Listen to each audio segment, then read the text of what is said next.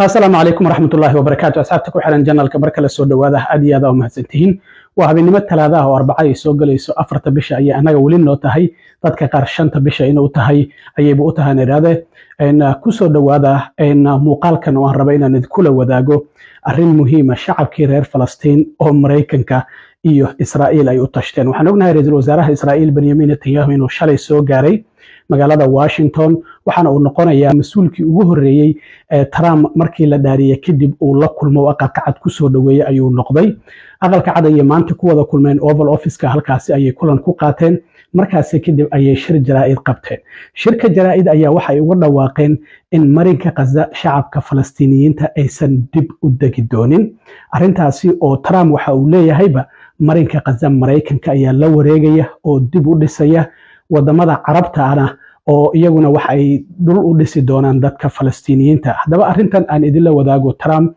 iyo Netanyahu shirkooda jaraa'id waxyaabihii ay ka yiraahdeen arrimaha Gaza ayaan rabaa inaan idin la wadaago Donald Trump ayaa hadalka ku hormaray markii hore waxana uu sheegay in marinka Gaza uu ahaa meel markastaba burbur ah isla markaana nabadi aysan ka jirin sida darteed ayaa waxa uu yiri in dhamaanba dadka Falastiiniyiinta kuma soo laaban doonaan marinka Gaza meeshaasina waxa uu yiri waa meel aad u burbursan isla markaana markastaba dadku ay ku dhimanayeen aanan lagu noolaan karin nolosheeduna nolol aad u xunahayd isla markaana aad u nasiib xumayd waxa uu sidoo kale sheegay in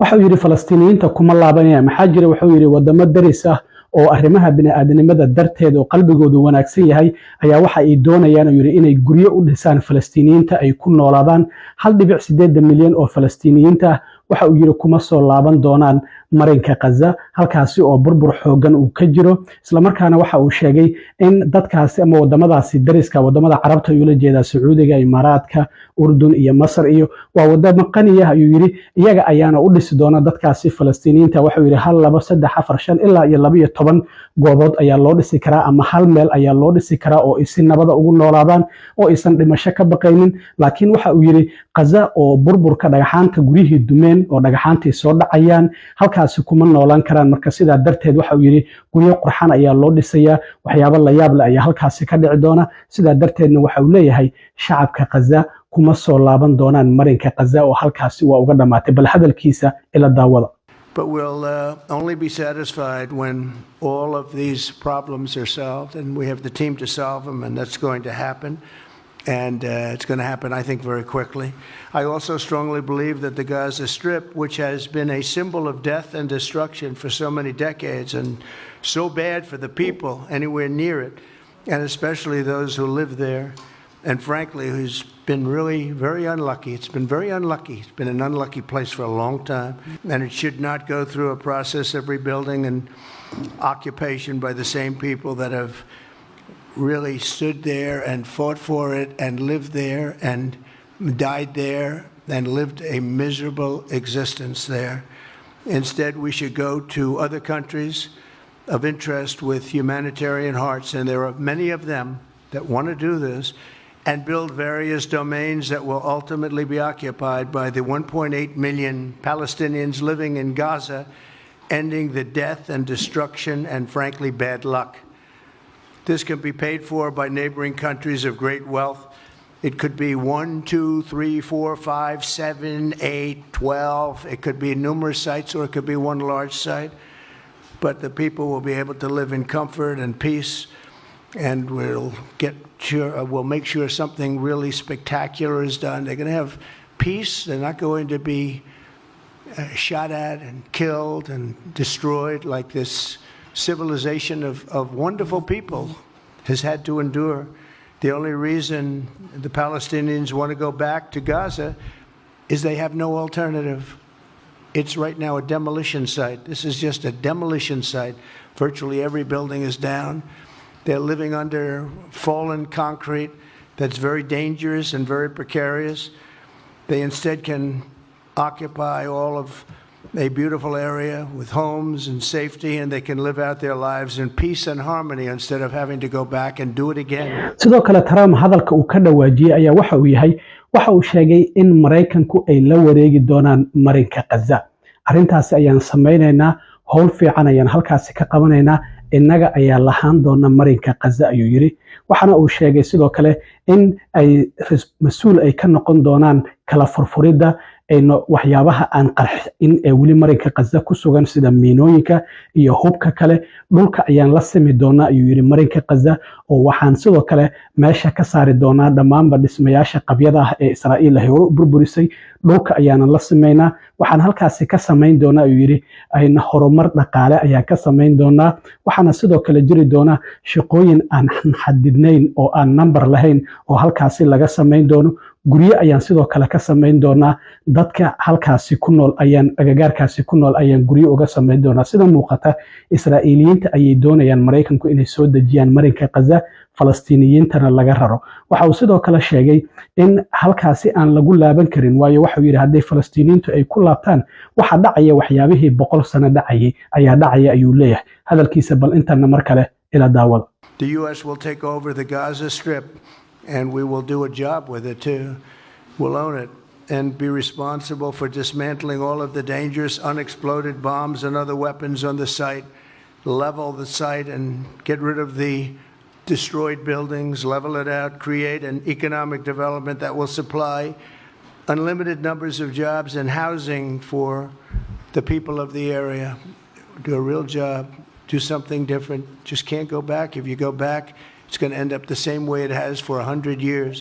si marka aan loo dhihin Mareykanku xuquuqdii aadana ayuu ku xadgudbayaa oo dad ayuu raraya Trump maantadii hore waxa uu wareegto ku saxiixay in Mareykanka uu ka saarayo golihii ammaanka golaha qaramada midoobay ee xuquuqul insaanka Mareykanku ka mid noqon doona inuu yiri oo gabi ahaanba uu ka saaray waxa uu sidoo kale sheegay inuu soo gabagabeeyay taageerada Mareykanka ay siin jireen hay'adaha Israa'iil ay leedahay argagixisada ayay taageeraan hay'adaha qaramada midoobay ee Gaza ka shaqeynayay taageerada ayaan ka jireynaa Trump sidoo kale waxa uu sheegay inuu qaaday xayiraadii maamulkii ka horeeyay ee Biden uu saaray Israa'iil oo ah inuu ka mamnuucay hub military oo gaaraya ilaa iyo $1 bilyan in la siiyo Israa'iil marka hadda waan u fasaxay ayuu leeyahay Israa'iil hubkaasi oo maamulkii hore uu ka joojiyay Trump sidoo kale maantadii hore waxa uu sidoo kale saxiixay wareegtooyin cadaadis siyaasadeed iyo cunaqabateyn lagu saarayo Iran waxa uu sidoo kale uu ugu hanjabay Iran maanta hadii ay isku daydo inay idisho ayuu yiri ama mas'uul anaga noo dhow ay isku daydo inay disho dhulka ayaan la sami doonaa Iran nafsada ahaanteeda ayuu yiri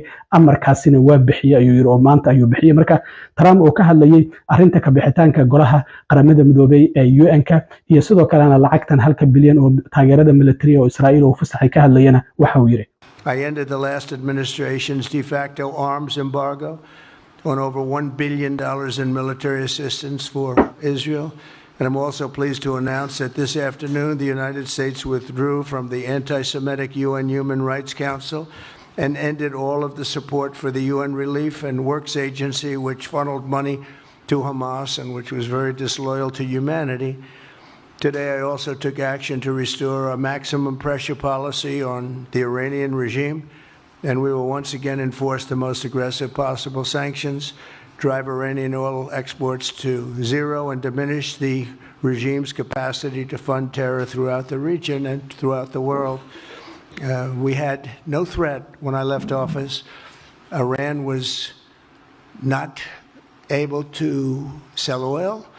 Nobody was buying oil because I said, don't buy it. If you buy it, you're not doing any business with the United States. And Hamas was not being funded. Hezbollah was not being funded. Nobody was being funded. There would never have been an October 7th. markaasi kadib waxaa microphone-ka qaatay ra'iisul wasaaraha Israa'iil Benjamin Netanyahu Trump ayuu uga mahad celiyay in uu noqday mas'uulkii ugu horeeyay aqalka cad ku soo dhaweeyay markii la daariyay kadib waxana uu sheegay in 4 sano oo hore aad madaxweynaha ahayd Israa'iil wax badan ayaad u qabatay ayuu yiri waxaadna tahay saaxiibka kaliya ee aqalka cad soo maray ee Israa'iil waxyaabo aad u fara badan u qabtay waxa uu yiri 4 sano Jerusalem ayaad caasimadda u aqoonsatay sidoo kale safaaradda Mareykanka ayaa halkaas u soo rartay oo aad ka furtay buuraha Golan Heights ayaad Israa'iil u aqoonsatay in iyagu ay leeyihiin sidoo kalena waxa uu sheegay in hubkii nuclearka ama heshiiskii nuclearka Iiraan aad ka baxday ayuu yiri. sidoo kale waxa uu intaasi ku daray sidoo kale dhexdhexaadintii Israa'iil iyo wadamada Carabta heshiiskii Abraham Accord oo Imaaraadka iyo Bahrain iyo Sacuudiga Mareykanku garwadeen ka ahaa isla markaana lagu heshiisiinayo oo in wadamadaasi Carabta iyo Israa'iil kula noolaadaan nabad aad sidoo kale ka shaqeysay ayuu yiri. arrintaasina muddo 4 bilood ah ayaad ku qabatay. haddana waxa uu yiri waxaad ka ambaqaaday halkii aad uga tagtay 4 sano ka hor. waxa uu sheegay sidoo kale hogaankaada Trump ayuu leeyahay. sidoo kale waxa uu gacan ka geystay hadda in kooxihii afduubka ee Xamaas nooga haysatay in la soo daayo oo kuwa Mareykan ay ka mid yihiin. sidoo kalena waxa uu yiri hubkii Israa'iil laga xanibay oo xilli ay waliba 7 meelood ay dagaal uga jirtay ayaad u fasaxday. waxa uu sidoo kale sheegay inaad joojisay ayuu yiri hay'adihii UN-ka ee taageeri jiray ururada argagixisada. arrimahaas oo idin waxaad ku qabatay 2 toddobaad bal ka waran 4 sano oo soo socota maxaad qaban kartaa. ra-iisul wasaaraha Israa'iil Benjamin Netanyahu oo hadalkiisa sii wata ayaa wuxuu yiri Iiraan iyo ururada argagixisada ay taageerto markii weerarkeena lagu soo qaaday 7 Oktoobar. waxa uu yiri si aad ah ayay ugu faraxsanaayeen isagoo sheegay Ismaaciil Haniya, Yaxya Sinwar oo hogaamiyaasha Xamaas ka mid ah iyo Nasrallah in dhammaantoodba ay ku faaneen. laakiin hadda wuxuu yiri Haniya waa ku daayay, Sinwar waa ku daayay, sidoo kale Nasrallah waa ku daayay. waxaana sidoo kale intaasi uu ku daray in ay burburiyeen Xamaas isla markaana sidoo kale dhulka ay la simeen Xisbullah. waxaan sidoo kale burburinay ayuu yiri hubkii Bashar al-Assad ninkii hadda ka cararay Syria. waxa uu sidoo kale sheegay inay curyaamiyeen defense systemkii ama gantaaladii difaaca ee Iiraan ay lahayd oo dhinaca hawada. sidoo kale waxa uu yiri waan curyaaminay. arrimahaas oo idil waxaan u sameynay ayuu yiri in aan ka guuleysano cadowgii uu Mareykanku in muddaha uu lahaa. arrintaasina waxaan ku gaarin ayuu yiri rajada shacabkeena iyo sidoo kale geesinimada ciidamadeena. Israa'iil waxa uu yiri hadda aad ayay u awood badan tahay, Iiraanna waxa uu yiri aad ayay u tabar daran tahay. Netanyahu oo arrimahaasi ka hadlayana waxa uu yiri Iran and its henchmen in the Middle East were absolutely ecstatic.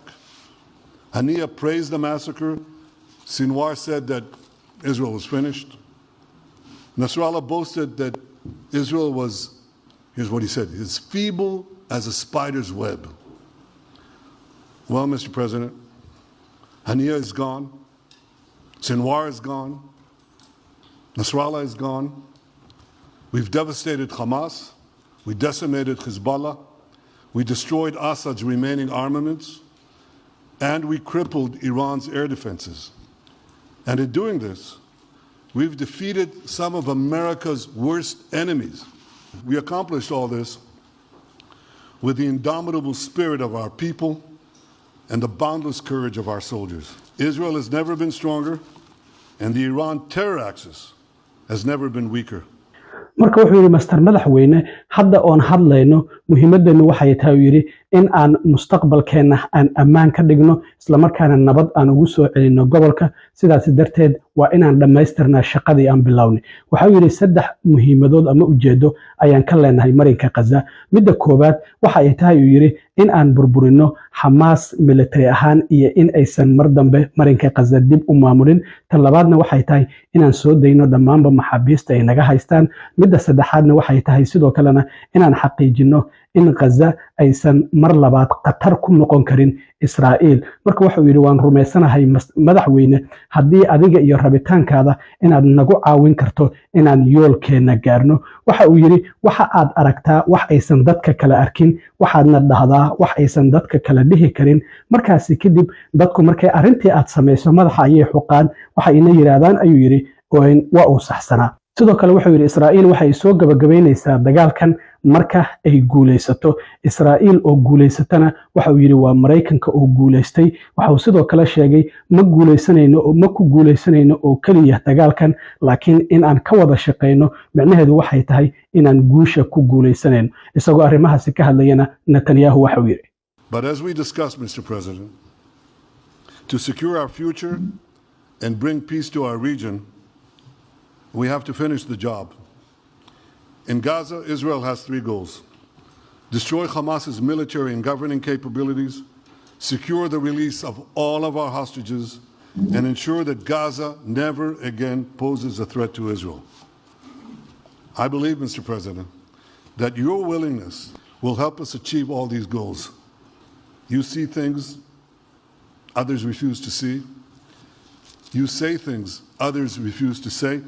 And after the jaws drop, people scratch their heads and they say, you know, he's right. Israel will end the war by winning the war. Israel's victory will be America's victory. We will not only win the war, working together, we will win the peace. masaakiintaas Falastiiniyiinta Allah u maqan Trump waa kii maalin dhaweeyay awal hore u yiri Masar iyo Urdun ayaa meelo u dhisi doona ama dadka Falastiiniyiinta meelo dadin joona laakiin Trump waxa uu leeyahay anaga wax lacag ma bixinayno wadamadan carabta oo taajiriinta ayaga Falastiiniyiinta meel u dhisi doona marka carabtii ayaa lagu qasbaya hadda in Falastiiniyiinta dhulkooda inta laga qaxiyo meel ay u dhisaan isla markaana ay dajiyaan Gazana ay la wareegto Israa'iil waan arki doonaa waxyaabaha ka soo kordha aad iyo aad u mahadsantiin asxaabta intaan mar kale kulmi doono oo saaxiibkiin cilmi waaro idin la sida iyo nabadgelyo